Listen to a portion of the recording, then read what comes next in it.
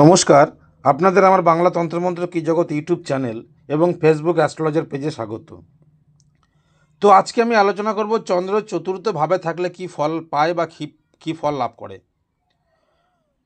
তো আলোচনা করার আগে আপনাদের কাছে আমার অনুরোধ, আপনাদের যদি আমার চ্যানেলটি ভালো লেগে থাকে তাহলে আপনারা অবশ্যই চ্যানেলটিকে সাবস্ক্রাইব করবেন এবং পরবর্তী নতুন ভিডিও দেখার জন্য অবশ্যই বেল আইকনটি ক্লিক করবেন।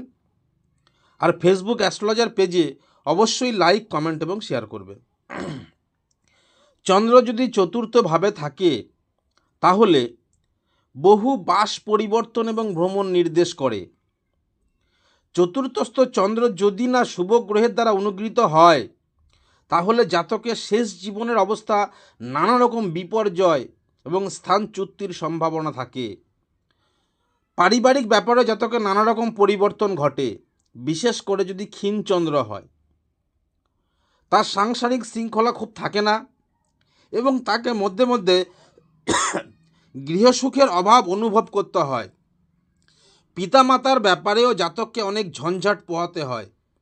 অনেক সময় তাকে জনবহুল গৃহে বা জনবহুল স্থানে বাস করতে হয় এবং তার বিশ্রামের বহু বিঘ্ন ঘটে।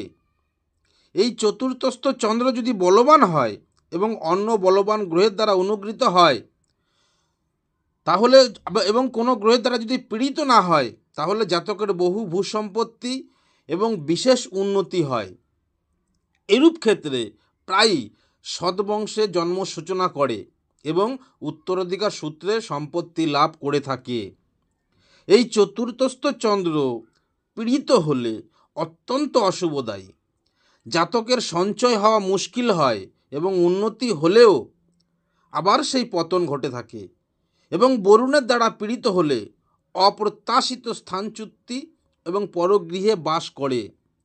প্রজাপতির দ্বারা যদি পীড়িত হয় তাহলে অকস্মাৎ ভাগ্য বিপর্যয় হয়।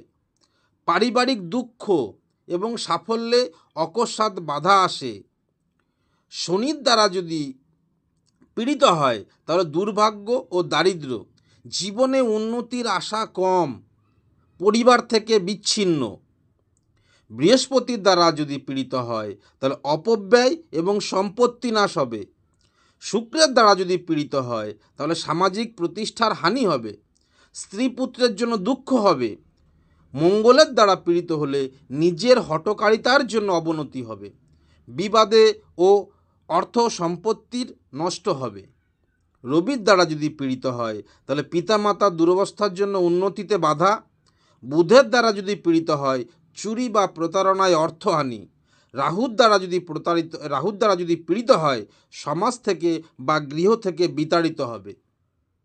যদি চন্দ্র চতুর্থভাবে থাকে, শুভভাবে থাকলে পরে কী ফল হবে, অশুভভাবে কী ফল হবে সেই সম্পর্কে বিস্তারিত আলোচনা করলাম।